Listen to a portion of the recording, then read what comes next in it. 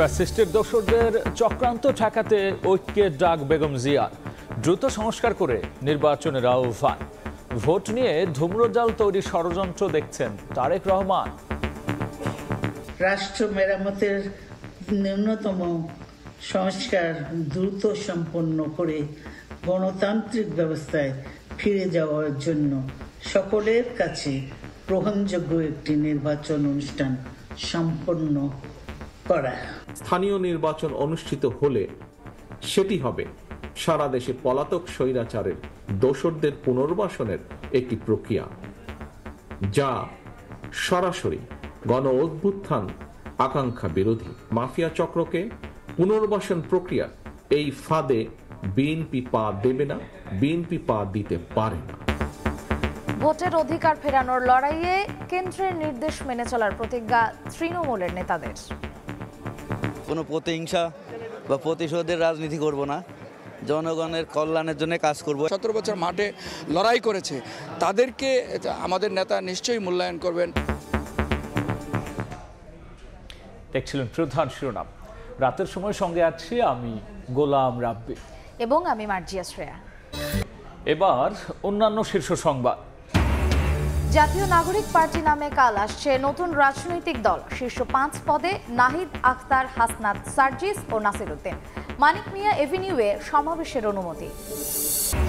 দ্বিতীয় দিনের মতো তেজগাঁওয়ে জুলাই বিপ্লবে আহতদের অবস্থান। শহীদ পরিবার এককালীন পাবেন 30 লাখ টাকা, মাসিক ভাতা 20,000।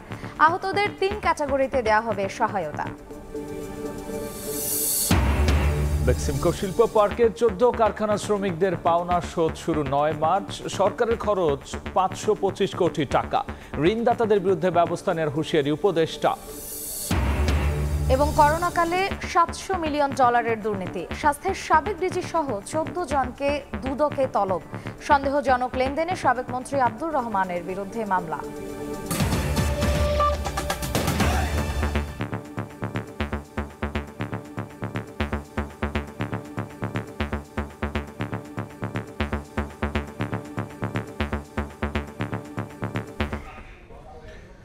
দীর্ঘদিন পর জনসম্মুখে ভার্চুয়ালি বক্তব্য রাখলেন বিএনপির চেয়ারপারসন বেগম খালেদা জিয়া।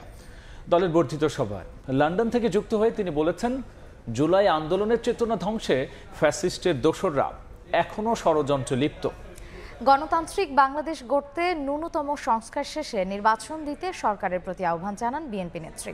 নির্দেশনা দেন ভেদাভেদ ভুলে নেতাকর্মীদের ঐক্যবদ্ধ থাকার। আর তারেক রহমান বলেছেন, স্থানীয় নাকি জাতীয় নির্বাচন এ নিয়ে ধূম্রজাল তৈরির ষড়যন্ত্র চলছে। রেজাউল হক রিপন ও মুবারক হোসেন শুভর ক্যামেরায় আহমেদ সালেহিনের রিপোর্ট। সুশৃঙ্খল আয়োজন, দীর্ঘদিন পর এক হয়েছেন নেতাকর্মীরা। জাতীয় সংসদের এলডি হল জুড়ে বিএনপির এই মিলন মেলা। দলের বর্ধিত সভাকে কেন্দ্র করে সকাল থেকেই আসতে থাকেন দেশের বিভিন্ন অঞ্চলের সিনিয়র নেতারা। বিগত আন্দোলনে শহীদদের স্মরণে শোক প্রস্তাব শেষে সূচনা বক্তব্য দেন বিএনপি মহাসচিব মির্জা ফখরুল ইসলাম আলমগীর। অভিযোগ করেন, বাইরে থেকে শেখ হাসিনা ও দেশের ভেতর থেকে একটি মহল ভুল ব্যাখ্যা দিয়ে দেশকে অস্থিতিশীল করার ষড়যন্ত্র করছে। একটি গোষ্ঠী, একটি মহল বিভিন্নভাবে চক্রান্ত শুরু করেছে। ফ্যাসিস্ট শেখ হাসিনা বিদেশে গিয়ে তিনি সেই চেষ্টা করছেন। একই সঙ্গে দেশের অভ্যন্তরীণ অবস্থায় কিছু কিছু ব্যক্তি গোষ্ঠী তারা ভুল ব্যাখ্যা দিয়ে জনগণকে বিভ্রান্ত করার চেষ্টা করছে। উদ্বোধনী বক্তব্যে বিএনপির ভারপ্রাপ্ত চেয়ারম্যান তারেক রহমান বলেন, স্থানীয় না জাতীয় নির্বাচন এই ইস্যুতে ধূম্রজাল তৈরির ষড়যন্ত্র চলছে। স্থানীয় নির্বাচন অনুষ্ঠিত হলে সেটি হবে সারা দেশে পলাতক স্বৈরাচারের দোসরদের পুনর্বাসনের একটি প্রক্রিয়া, যা সরাসরি গণ অভ্যুত্থান আকাঙ্ক্ষা বিরোধী মাফিয়া চক্রকে পুনর্বাসন প্রক্রিয়া এই ফাঁদে বিএনপি পা দেবে না, বিএনপি পা দিতে পারে না। দীর্ঘদিন পর বিএনপির বর্ধিত সভায় যুক্ত হয়ে বক্তব্য রাখেন দলটির চেয়ারপারসন বেগম খালেদা জিয়া। তিনি সতর্ক করে বলেন, ফ্যাসিস্টরা এখনো ষড়যন্ত্রে লিপ্ত। এখনো ফ্যাসিস্টদের দোসররা এবং বাংলাদেশের শত্রুরা গণ অভ্যুত্থানের মাধ্যমে প্রাপ্ত অর্জনকে নস্যাৎ করার জন্য গভীর চক্রান্তে লিপ্ত রয়েছে। নির্বাচন প্রসঙ্গে বেগম জিয়া বলেন, ন্যূনতম সংস্কার শেষে গণতান্ত্রিক ব্যবস্থায় ফিরতে নির্বাচনের দিকে যেতে হবে অন্তর্বর্তী সরকারকে। অন্তর্বর্তীকালীন সরকার গঠিত হয়েছে, তাদের কাছে জনগণের প্রত্যাশা রাষ্ট্র মেরামতের ন্যূনতম সংস্কার দ্রুত সম্পন্ন করে গণতান্ত্রিক ব্যবস্থায় ফিরে যাওয়ার জন্য সকলের কাছে গ্রহণযোগ্য একটি নির্বাচন অনুষ্ঠান সম্পন্ন করা। প্রথম অধিবেশন শেষে বর্ধিত সভার দ্বিতীয় সেশনে নিজেদের মতামত তুলে ধরে নেতাকর্মীরা বলেন, যে কোনো মূল্যে ঐক্য ধরে রাখতে সচেষ্ট থাকবেন তারা। দীর্ঘদিন পর এক হয়েছেন সারা দেশ থেকে আসা বিএনপির নেতাকর্মীরা। আর এই নেতাকর্মীদের উদ্দেশ্যে বিএনপির হাইকমান্ড বলছেন, ছোটখাটো বিভেদ ভুলে সবাইকে ঐক্যবদ্ধ থাকতে হবে যেন জুলাই আন্দোলনের চেতনা নস্যাৎ না হয়। তারা এও বলেন, আগামীতে গণতান্ত্রিক রাষ্ট্র ব্যবস্থা গড়ে তুলতে নির্বাচনের কোনো বিকল্প নেই। তাই অন্তর্বর্তীকালীন সরকারকে নিরপেক্ষ থেকে একটি নির্বাচনের আয়োজনের আহ্বান জানালেন তারা। আহমেদ সালেহীন, সময় সংবাদ, ঢাকা। এদিকে বিএনপির সারা দেশের তৃণমূল নেতাদের আগমনে মুখর জাতীয় সংসদ ভবন প্রাঙ্গণ।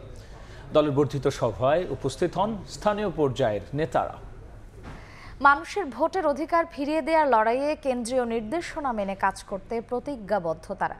শাতিলা শারমিনের রিপোর্ট, ক্যামেরায় ছিলেন মিজানুর রহমান।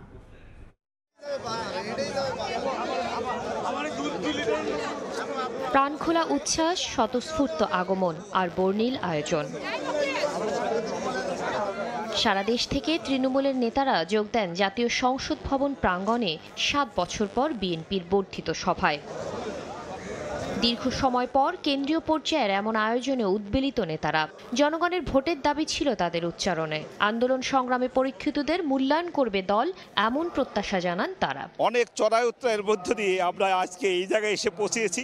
এটা দীর্ঘদিন পরে, এই অনুভূতি আপনাকে ভাষায় প্রকাশ করতে পারবো না। কোনো প্রতিহিংসা বা প্রতিশোধের রাজনীতি করব না, জনগণের কল্যাণের জন্য কাজ করব। 17 বছর মাঠে লড়াই করেছে, তাদেরকে আমাদের নেতা নিশ্চয়ই মূল্যায়ন করবেন। একটি সুষ্ঠু নিরপেক্ষ নির্বাচনের দাবি আদায়ে শীর্ষ নেতাদের নির্দেশনায় দেশব্যাপী তৃণমূলকে শক্তিশালী করার কর্মসূচি চলবে বলে জানান দলের অঙ্গ সংগঠনের নেতারা। নির্বাচনগুলো যদি সফলভাবে করা যেতে পারে তাহলে এই দেশে সত্যিকার অর্থের গণতন্ত্র প্রতিষ্ঠা হবে। আর বাংলাদেশের জনগণের ভোটাধিকার নিয়ে আর টালভান অনেক হয়েছে, অনেক ষড়যন্ত্র হয়েছে, আর এটি মানা যায় না। কেন্দ্রীয় নেতারা বলেন, জনগণের রাজনৈতিক এবং ভোটের অধিকার ফিরিয়ে দেওয়ার যাত্রা শুরু হলো বর্ধিত সভা থেকে। তৃণমূলের যত নেতাকর্মী আছে বা উপরে যত নেতাকর্মী আছে সবাই কিন্তু ওনার সাথে একমত। নির্বাচনের প্রস্তুতি এবং আগামী দিনে যে কোনো পরিস্থিতি মোকাবেলার জন্য কি করণীয়, তৃণমূল পর্যায়ের নেতৃবৃন্দের বক্তব্য শুনে দিক নির্দেশনা দিবেন। দেশনেত্রী বেগম খালেদা জিয়া সব পর্যায়ের নেতাদের চমকে দিয়ে সভায় বক্তব্য রাখেন বিএনপি চেয়ারপারসন বেগম খালেদা জিয়া। এতে আবেগ আপ্লুত হন অনেকে। দীর্ঘদিন পরে আমাদের মা দেশনেত্রী বেগম খালেদা জিয়ার এই দলীয়ভাবে সরাসরি বক্তব্য শুনতে পেরেছি। আমরা ওনার এই বক্তব্যে আমাদের তৃণমূল ব্যাপকভাবে উজ্জীবিত, উৎসাহিত। সারা দেশ থেকে বিএনপি তৃণমূলের যে নেতারা এসেছেন আজকে জাতীয় পর্যায়ে, তাদের শীর্ষ নেতাদের কাছ থেকে যে ধরনের দিক নির্দেশনা পেয়েছেন সেই অনুযায়ী তারা ফিরে যাবেন দেশের প্রত্যন্ত অঞ্চলে জনগণের কাছে। জাতীয় নির্বাচনের আগ পর্যন্ত বিএনপির কী ধরনের কর্মসূচি হতে যাচ্ছে এবং কী ধরনের মনোভাব দলটি রাখছে তার পুরোটারই প্রতিফলন ঘটবে এই বর্ধিত সভার নির্দেশনা থেকে। শাতিলা শারমিন, সময় সংবাদ, ঢাকা। জাতীয় নাগরিক পার্টি নামে তরুণদের নেতৃত্বে কাল আসছে নতুন রাজনৈতিক দল। বহুল আলোচিত দলের শীর্ষ 5 পদে থাকছেন নাহিদ ইসলাম, আক্তার হোসেন, হাসনাত আবদুল্লাহ, সার্জিস আলম ও নাসিরউদ্দিন পাটোয়ারি। অন্যতম উদ্যোক্তা সার্জিস আলম বলছেন, নতুন দল হবে বাংলাদেশপন্থী, ডান বাম নয়, মধ্যম পন্থার জনগণমুখী রাজনীতি করবে দলটি।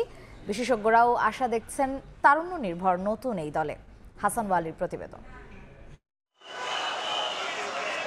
স্বৈরাচারী সরকারের বিদায় ঘণ্টা বাজানো অভ্যুত্থানকারীদের নেতৃত্বে আসছে রাজনৈতিক দল। সঙ্গত কারণেই নতুন দলের গঠন প্রক্রিয়া এবং নেতৃত্ব আলোচনার তুঙ্গে। শুক্রবার বিকেলে রাজধানীর মানিক মিয়া এভিনিউয়ে আত্মপ্রকাশ ঘটবে দলটির। নাগরিক কমিটির সূত্র বলছে, দলের আহ্বায়কের দায়িত্ব নিচ্ছেন সদ্য তথ্য উপদেষ্টার পদ থেকে পদত্যাগ করা নাহিদ ইসলাম। সদস্য সচিব হচ্ছেন আখতার হোসেন। আলোচিত দুই মুখ সার্জিস আলম এবং হাসনাত আব্দুল্লাহ থাকছেন উত্তর ও দক্ষিণাঞ্চলের মুখ্য সংগঠকের দায়িত্বে। এছাড়া জাতীয় নাগরিক কমিটির আহ্বায়ক নাসিরউদ্দিন পাটোয়ারি পাচ্ছেন মুখ্য সমন্বয়কের দায়িত্ব। এছাড়াও কমিটিতে গুরুত্বপূর্ণ দায়িত্বে দেখা যাবে জুলাই আন্দোলনে মাঠে থাকা পরিচিত মুখদের। আমরা মধ্যম পন্থার রাজনীতি করতে চাই। নতুন দল গঠনে নেতৃত্ব স্থানীয় ভূমিকা রাখছেন গণ অভ্যুত্থানের অন্যতম নায়ক সার্জিস আলম। তিনি বলছেন, নতুন দল বৈদেশিক কোনো শক্তির আগ্রাসন বরদাস্ত করবে না।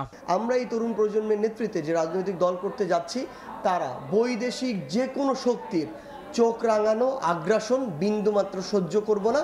সবার আগে দেশের স্বার্থ। আমাদের জোর দিতে হবে মানুষের সাথে কানেক্টিভিটির জায়গাটাতে। এর আগে রাজনৈতিক দলগুলো মনোনয়ন বাণিজ্য করেছে, এর আগে রাজনৈতিক দলগুলো পরিবারতন্ত্র কায়েম করেছে, এর আগে রাজনৈতিক দলগুলো স্বৈরতন্ত্র কায়েম করেছে। আমরা মনে করি বাংলাদেশে এই সময়টা শেষ হয়েছে। দেশের স্বার্থ অক্ষুণ্ণ রেখে মধ্যমপন্থার জনগণমুখী রাজনীতি করার প্রত্যয় সার্জিস আলমের। বাংলাদেশে গতানুগতিক যে রাজনৈতিক কালচারগুলো ছিল, এগুলো থেকে আমাদের এখন বের হয়ে আসতে হবে। আমাদের রাজনৈতিক কালচার হবে জনগণমুখী, রাজনৈতিক কালচার হবে দেশের স্বার্থমুখী। না ডান না বাম না হচ্ছে উপর নিচ এরকম কিছু না, মধ্যম পন্থার একটা রাজনীতি করতে চাই এবং আমরা আমাদের জায়গা থেকে মনে করি আমরা বাংলাদেশ পন্থার রাজনীতি করতে চাই। নতুন দল নিয়ে বিশেষ আগ্রহ রয়েছে রাজনৈতিক বিশ্লেষকদেরও। ঢাকা বিশ্ববিদ্যালয়ের রাষ্ট্রবিজ্ঞানের শিক্ষক অধ্যাপক সাব্বির আহমেদও সম্ভাবনা দেখছেন তরুণদের এই নেতৃত্বে। গতানুগতিক পথে না হেঁটে দলের অভ্যন্তরীণ গণতন্ত্র চর্চার উপর জোর তার। দলটা একটা তারুণ্য নির্ভর দল হবে, যেটি আমাকে আশাবাদী করে। কিন্তু প্রশ্ন হচ্ছে যে দল তো করলেই হবে না, গতানুগতিক ধারার যে রাজনৈতিক দল, একই ধারাবাহিকতা যদি এই নতুন দলের মধ্যে থাকে, তাহলে কিন্তু দল সে আবারও ঘুরে ফিরে পুরনো লেগেসিতে ফিরে যাবে। অনেকটা একই রকম মত ডক্টর রাশেদা রওনক খানের। দল গঠনের পর অন্যান্য রাজনৈতিক দলের সঙ্গে বৈরিতা এড়াতে কৌশলী হওয়ার পরামর্শ তার। অন্যান্য রাজনৈতিক দল, বিশেষ করে বাংলাদেশের দুটি বড় রাজনৈতিক দল থেকে পথ চলায় যে ধরনের ভুলগুলো হয়েছে, সেগুলো শুধরে নিয়ে তারা সামনের দিকে এগোবে, এটা সকলের প্রত্যাশা। একজন নাহিদ ইসলাম পদত্যাগ করেছে, কিন্তু অন্যান্য আরও কয়েকজন আছেন, দুজন আছেন, তারা যদি সংশ্লিষ্ট থাকেন এবং তারা যেহেতু এই আন্দোলনের সাথে সংশ্লিষ্ট ছিলেন, তাদেরকে নিয়েও প্রশ্ন আসতে পারে। এই সকল মানে সরকারে থাকা অবস্থায় রাজনৈতিক দল করলে যেটা বিএনপির ক্ষেত্রেও বলা হয়ে থাকে, সেরকম তাদের ক্ষেত্রেও বলা হবে, এটা খুব স্বাভাবিক। এখন সরকার থেকে নিজেদের অবস্থানটাকে দূরত্ব তৈরি করার কি প্রক্রিয়া হতে পারে, সেটা তাদেরকেই বিবেচনা করতে হবে। নাগরিক কমিটির সূত্র বলছে, শুক্রবার প্রাথমিকভাবে শতাধিক সদস্যের আহ্বায়ক কমিটির যাত্রা শুরু হবে, পরবর্তীতে যা বাড়তে পারে। হাসান ওয়ালি, সময় সংবাদ, ঢাকা। মানিক মিয়া এভিনিউয়ে নতুন রাজনৈতিক দলের অভিষেক অনুষ্ঠান ঘিরে চলছে প্রস্তুতি।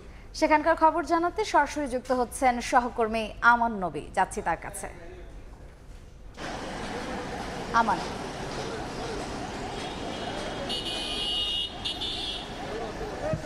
রাজধানীর সংসদ ভবনের ঠিক বিপরীতে মানিক মিয়া এভিনিউতে নতুন যে রাজনৈতিক দল, তার কিন্তু অভিষেক অনুষ্ঠানটি অনুষ্ঠিত হবে। আগামীকাল দুপুর 3টায় এই অভিষেক অনুষ্ঠানটি অনুষ্ঠিত হবে এবং তার সর্বাত্মক প্রস্তুতি কিন্তু আজ সন্ধ্যা নাগাদ জোরে সোরে শুরু হয়েছে। আমরা দেখতে পেয়েছি আজ সন্ধ্যা থেকে কিন্তু এখানে স্টেজ নির্মাণের যে কার্যক্রম, সেটি কিন্তু শুরু হয়েছে। পাশাপাশি 22টি শর্তে আজ সন্ধ্যায় কিন্তু অনুমতি দিয়েছে ডিএমপি এই সমাবেশ করার জন্য। জনভোগান্তির কথা বিবেচনায় রেখে সুষ্ঠুভাবে কর্মসূচি পালন করতে বলা হয়েছে। এখানে স্টেজ নির্মাণের যে কাজ চলছে, আগামীকাল সকাল থেকে সেটি কিন্তু যান চলাচল বন্ধ করে দিয়ে সড়কের মধ্যেই কিন্তু স্টেজটি নির্মাণ করা হবে। তার স্বার্থে কিন্তু বাঁশ দিয়ে, কাঠ দিয়ে কিন্তু এই স্টেজটি নির্মাণ করা হবে। তার জন্য কিন্তু কার্যক্রম চলছে। আমরা যতটা দেখতে পেয়েছি সন্ধ্যা থেকেই কিন্তু এখানে কার্যক্রম কিন্তু জোরে সোরে শুরু হয়েছে এবং রাত জুড়েই কিন্তু এই কার্যক্রমটি চলবে।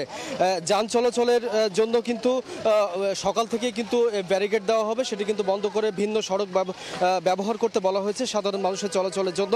এখানে কিন্তু নিরাপত্তা বলয়টি খুব মজবুত রাখা হয়েছে। শুনতে বলা হয়েছে প্রায় 250 জন স্বেচ্ছাসেবী থাকবেন, পাশাপাশি প্রাইভেট সিকিউরিটি এজেন্সি কিন্তু এখানে কাজ করবেন। এখানে পর্যাপ্ত নিরাপত্তা ব্যবস্থা রাখা হয়েছে, জরুরি স্বাস্থ্য সেবা সুবিধা নিশ্চিত করা হয়েছে। পাশাপাশি ভ্রাম্যমাণ চলমান টয়লেটের ব্যবস্থা রাখা হয়েছে, সুপেয় পানির ব্যবস্থা রাখা হয়েছে এবং পুলিশ বক্স যেটি স্থাপনের জন্য কার্যক্রম শুরু করা হয়েছিল আজ দুপুর থেকে, সেটি কিন্তু এরই মধ্যে প্রায় শেষের দিকে। এছাড়া যদি বলতে চাই মেয়েদের নিরাপত্তা ব্যবস্থা সেটি কিন্তু জোরদার করা হয়েছে এবং বলা হয়েছে যে স্টেজের পেছনের অংশে কিন্তু মেয়েদের জন্য বিশেষ ব্যবস্থা রাখা হবে।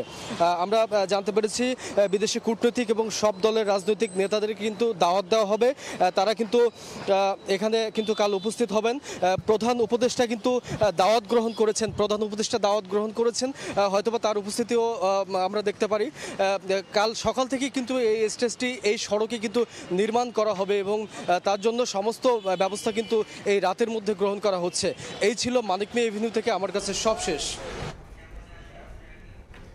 সরাসরি ছিলাম মানিক মিয়া এভিনিউয়ের সামনে। এদিকে নতুন ছাত্র সংগঠন বাংলাদেশ গণতান্ত্রিক ছাত্র সংসদের কেন্দ্রীয় পূর্ণাঙ্গ কমিটি ঘোষণা করা হয়েছে। বিকেলে ঢাকা বিশ্ববিদ্যালয়ের মধুর ক্যান্টিনে সংবাদ সম্মেলনে 205 সদস্যের এই কমিটি ঘোষণা করেন সংগঠনটির আহ্বায়ক আবু বাকের মজুমদার। বুধবারের ঘটনায় দুঃখ প্রকাশ করে তিনি জানান, বেসরকারি বিশ্ববিদ্যালয়, মাদ্রাসা ও কারিগরি শিক্ষা প্রতিষ্ঠানের শিক্ষার্থীরা রয়েছেন কমিটিতে। পরদিনই ঢাকা বিশ্ববিদ্যালয়ের মধুর ক্যান্টিনে সংবাদ সম্মেলনে 205 সদস্যের পূর্ণাঙ্গ কমিটির নাম ঘোষণা করেন সংগঠনটির আহ্বায়ক আবু বাকের মজুমদার। বুধবারের ঘটনাকে অনাকাঙ্ক্ষিত আখ্যা দিয়ে দুঃখ প্রকাশ করেন তিনি। সেই অনাকাঙ্ক্ষিত ঘটনার জন্য আমরা দুঃখ প্রকাশ করছি। এই মর্মে যে বিশেষ করে বিশ্ববিদ্যালয়গুলো, ক্যাম্পাসগুলোতে কোনোভাবেই কখনোই আমরা চাই না যে কোনো ধরনের উত্তেজনাকর পরিস্থিতি তৈরি হোক। গণতান্ত্রিক ছাত্র সংসদের কমিটিতে ঠাঁই পেয়েছে ঢাকা বিশ্ববিদ্যালয়ের বাইরের প্রতিষ্ঠানের শিক্ষার্থীরাও। বেসরকারি বিশ্ববিদ্যালয়, মাদ্রাসা ও কারিগরি শিক্ষা প্রতিষ্ঠানের শিক্ষার্থীদেরও রাখা হয়েছে কমিটিতে। সংবাদ সম্মেলনে জানানো হয়, ছাত্র সংসদের কেন্দ্রীয় কমিটিতে বয়স সীমা সর্বোচ্চ 28 বছর। কেন্দ্রীয় কমিটিতে সর্বোচ্চ বয়স 28 বছর হবে। এছাড়াও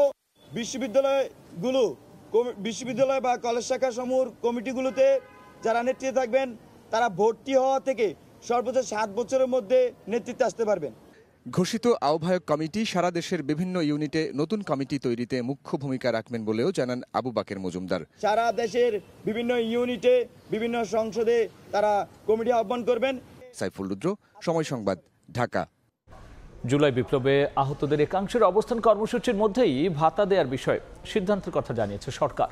বিকেলে ফরেন সার্ভিস একাডেমিতে প্রধান উপদেষ্টার প্রেস সচিব জানিয়েছেন, শহীদ আর আহতদের আলাদা ক্যাটাগরি করা হয়েছে, আর সে অনুযায়ী এককালীন এবং মাসিক ভাতাও দেয়া হবে। উন্নত চিকিৎসা ও পুনর্বাসনের দাবিতে মাঝে মধ্যেই রাস্তায় নেমে আসছেন জুলাই বিপ্লবে আহতরা। দাবি আদায়ে এবার রাজধানীর তেজগাঁওয়ে প্রধান উপদেষ্টার কার্যালয়ের সামনে অবস্থান নিয়েছেন জুলাই যোদ্ধারা।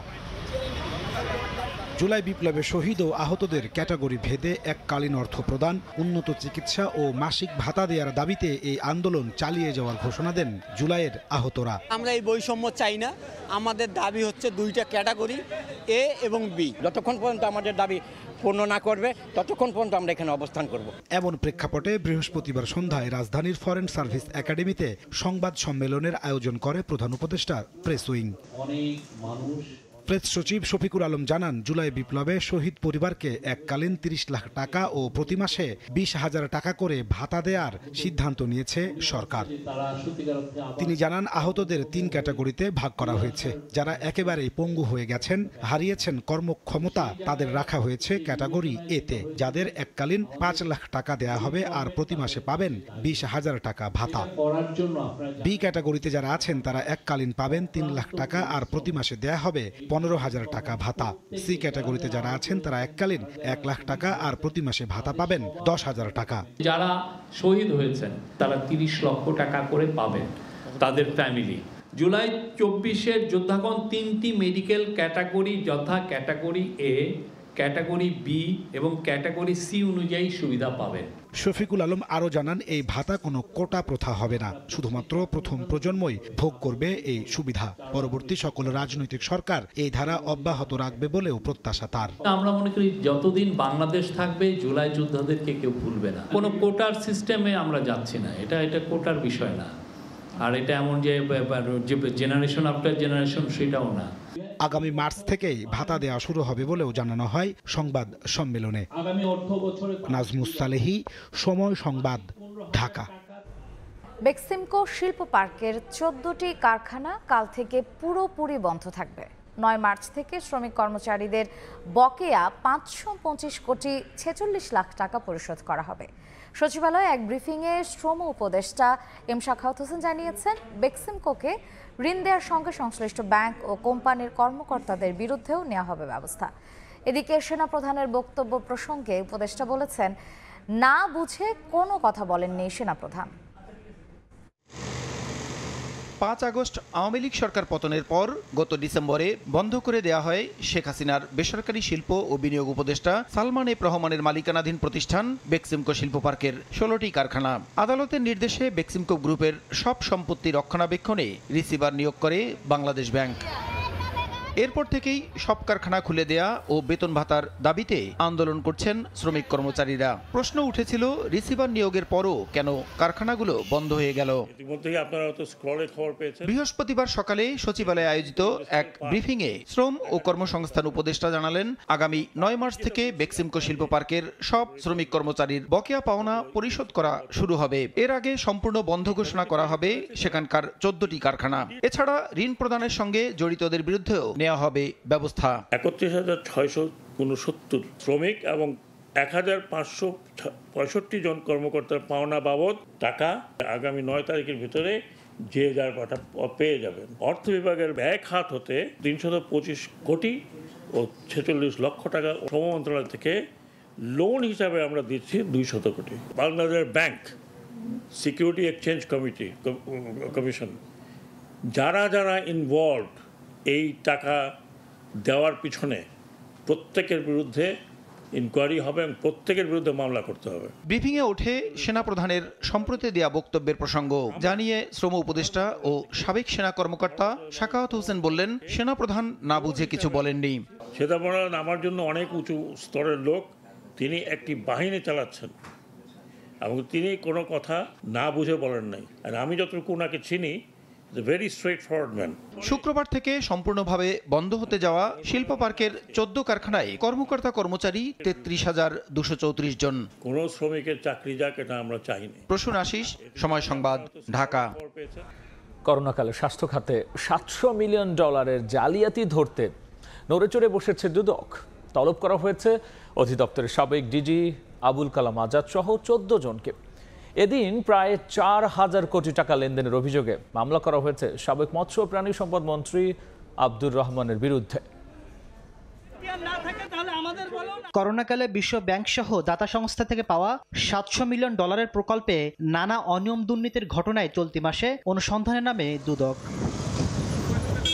এবার তৎকালীন প্রকল্প কর্মকর্তা ইকবাল কবির, স্বাস্থ্য অধিদপ্তরের সাবেক ডিজি আবুল কালাম আজাদ, অতিরিক্ত মহাপরিচালক সহ 14 জনকে আগামী 2 ও 3 মার্চ তলব করেছে সংস্থাটি।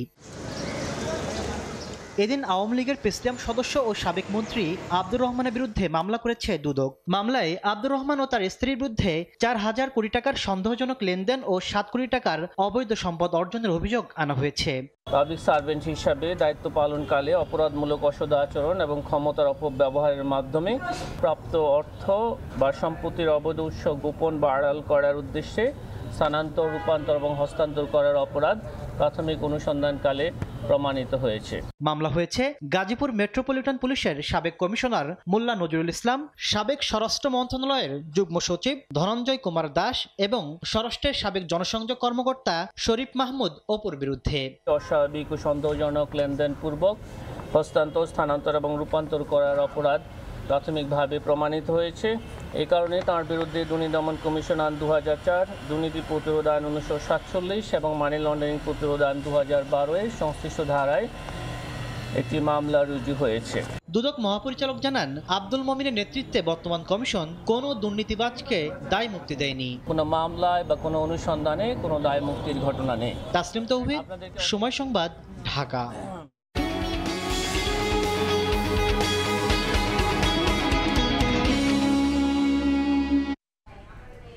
রমজান সামনে রেখে রাজধানীর বাজারে বেড়েছে ইফতার ও সেহরির প্রয়োজনীয় পণ্যের বেচাকেনা। ডাল, বেসন সহ বেশিরভাগ পণ্যের দাম ক্রেতার নাগালে থাকলেও ঊর্ধ্বমুখী ছোলার দাম। এদিকে রমজানে পণ্য সরবরাহে ঘাটতি হবে না জানিয়ে ভোক্তা অধিদপ্তরের মহাপরিচালক বলেছেন, বাড়ানো হয়েছে নজরদারি। কারওয়ান বাজারের মুদির দোকানগুলোর এই ভিড়ই বলে দেয় দুয়ারে করা নাড়ছে পবিত্র রমজান। বিক্রেতারা বলছেন, সপ্তাহ ব্যবধানে বিক্রি বেড়েছে কয়েক গুণ। ইফতার ও সেহরিতে প্রয়োজনীয় সব পণ্যেরই সরবরাহ স্বাভাবিক। তাদের দাবি, গত বছরের তুলনায় দামও কম। গত বছর তুলনায় হারে এবারে মোটামুটি জিনিসটা অনেক অংশের কম, এমনকি আপনার প্রত্যেকটা জিনিসে মোটামুটি মানুষের কয় নাগালের ভিতরে। কিছু কিছু জিনিস একটু কমছে, আবার কিছু জিনিসের একটু বাড়ছে। গত বছর যেমন ছিল আমার কাছে মনে হচ্ছে ঠিক তেমনই। বর্তমান বাজারে প্রতি কেজি ছোলা 110 থেকে 120, চিনি 120 থেকে 125, মানভেদে বেসন 80 থেকে 120 আর অ্যাঙ্কর ডাল বিক্রি হচ্ছে 70 থেকে 80 টাকায়। যেখানে গত বছর মানভেদে ছোলা 125 থেকে 140, চিনি 130 থেকে 135 আর বেসন বিক্রি হয়েছে 100 থেকে 120 টাকা কেজিতে। সবকিছুই বাজার আগের মতোই আছে, কোনো কিছু বাড়ে নাই, কিন্তু কিছুটা কমতির দিকেও আছে। যেমন যেগুলো মসুর ডাল বা ডালের আইটেম যেগুলো। চিনি আগের বারে ছিল 145 টাকা কেজি, এখন চিনি চলতেছে এবারে 120 টাকা করে।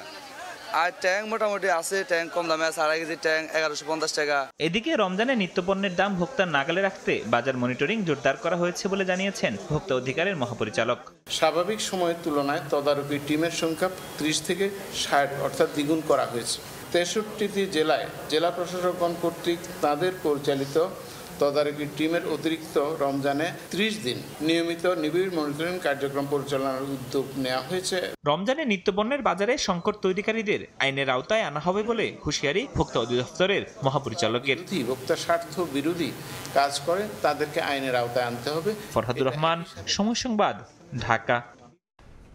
মারা গেছেন জাতীয় চলচ্চিত্র পুরস্কার জয়ী নির্মাতা জাহিদুর রহমান অঞ্জন। বৃহস্পতিবার জাতীয় জাদুঘরের সামনে তাকে শেষ শ্রদ্ধা জানিয়েছেন স্বজন ও সহকর্মীরা। কথা সাহিত্যিক আখতারুজ্জামান ইলিয়াসের রেইনকোট গল্প অবলম্বনে মেঘ মল্লার সিনেমার এই নির্মাতা কয়েক বছর ধরে ভুগছিলেন লিভার জটিলতায়। তার যাপনের সঙ্গে মিশেছিল চলচ্চিত্র, ছিলেন চলচ্চিত্র সংসদকর্মী, হয়েছিলেন শিক্ষক। এরপর অবধারিতভাবেই নির্মাতা রূপে নিজেকে মেলে ধরেছিলেন। মেঘ মল্লার তার প্রথম চলচ্চিত্র। এরপর দীর্ঘ বিরতির পর চাঁদের অমাবস্যা শেষ করেছিলেন, তবে মুক্তি দেওয়ার সুযোগ আর হলো না। সবকিছুকে পেছনে ফেলে চললেন তিনি অসীমের পথে। গুণী নির্মাতা ও শিক্ষকের চলে যাবার কালে শ্রদ্ধা জানান দীর্ঘদিনের সহকর্মী, ভক্ত, অনুরাগীরা ও শিক্ষার্থীরা। বৃহস্পতিবার কর্মস্থল স্ট্যামফোর্ড বিশ্ববিদ্যালয়ে জানাজা শেষে ঢাকা বিশ্ববিদ্যালয়ে হয় আরও একটি জানাজা। এরপর মরদেহ নেওয়া হয় শাহবাগে জাতীয় জাদুঘরের সামনে। সেখানে গুণী এই নির্মাতাকে শ্রদ্ধা জানান সহকর্মী, স্বজন ও শুভাকাঙ্ক্ষীরা। চলচ্চিত্রের শিল্প ভাষা নিয়ে তার যে চেষ্টা, চলচ্চিত্রকে একটা উচ্চমানের শিল্পকর্মে রূপান্তরিত করার যে চেষ্টা, এটি বাংলাদেশে খুবই বিরল। শিল্পী হিসেবে সবসময় ও খুবই বিশুদ্ধ চলচ্চিত্রের পক্ষে ছিল। ওর দুর্ভাগ্য যে মাত্র 2টা সিনেমাও করতে পেরেছে। যদি ঠিকঠাক থাকতো হয়তো আরও অনেক ভালো ভালো কাজ আমরা পেতাম। আমাদের সময়টা কাটতো আসলে আড্ডা মেরে এবং স্বপ্ন দেখে যে আমরা কোনো না কোনো দিন ছবি বানাবো, যদিও জানতাম যে কোনো দিন ছবি বানানো সম্ভব হবে না। সো ওই সময় এবং এখনকার সময় দুইটার মধ্যে যে পার্থক্য, এই দুইটার মধ্যে জার্নি, সেই জার্নিতে তারও বিরাট ভূমিকা আছে। কয়েক বছর ধরে লিভারের জটিলতায় ভুগছিলেন জাহিদুর রহিম অঞ্জন। সুস্থতার আশায় কয়েক মাস ধরে ভারতের বেঙ্গালুরুর একটি হাসপাতালে চিকিৎসাধীন ছিলেন তিনি। সেখানে তার শারীরিক অবস্থার অবনতি হলে গত সোমবার এপারের মায়া ছেড়ে চলে যান গুণী এই নির্মাতা। তাসনিয়া নিশাত, মিম, সময় সংবাদ, ঢাকা। রাতের সময় এবার দেশের বাইরের খবর।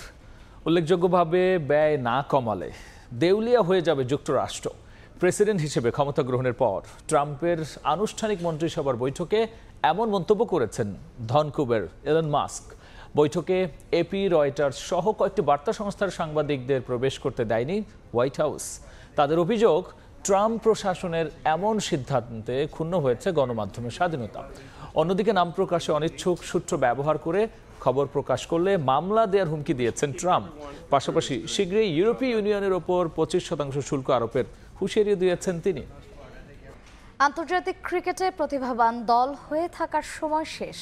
প্রতিপক্ষের সমীহ আদায় করতে চাইলে বাংলাদেশ দলকে এখন বড় ইভেন্টে জিততে হবে বলে মনে করেন পাকিস্তানের সাবেক অধিনায়ক এবং পিসিবির সাবেক চেয়ারম্যান রমিজ রাজা।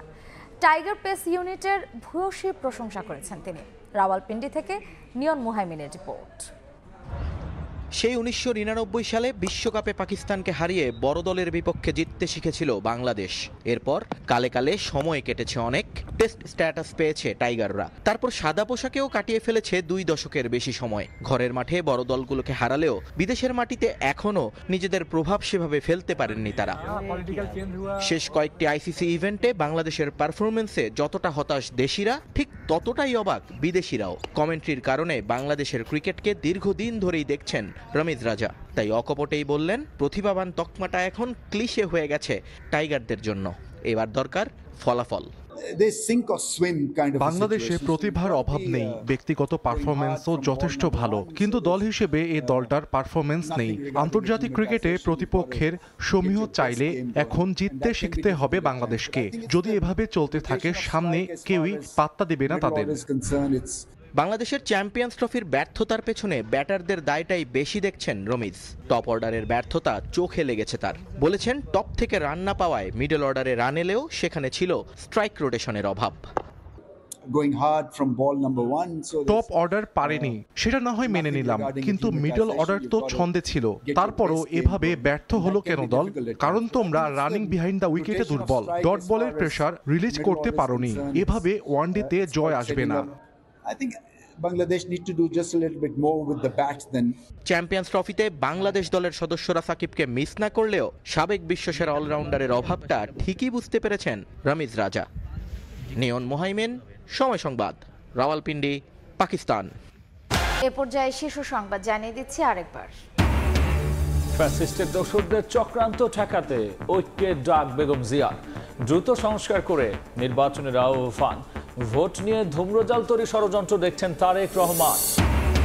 জাতীয় নাগরিক পার্টি নামে কাল আসছে নতুন রাজনৈতিক দল। শীর্ষ 5 পদে নাহিদ আখতার, হাসনাত সার্জিস ও নাসিরউদ্দিন। মানিক মিয়া এভিনিউয়ে সমাবেশের অনুমতি। এবং বেক্সিমকো শিল্প পার্কে 14 কারখানার শ্রমিকদের পাওনা শোধ শুরু 9 মার্চ। সরকারের খরচ 525 কোটি টাকা। ঋণদাতাদের বিরুদ্ধে ব্যবস্থা নেওয়ার হুঁশিয়ারি উপদেষ্টা। এই ছিল রাতের সময়ের আয়োজন। সঙ্গী থাকুন সময়।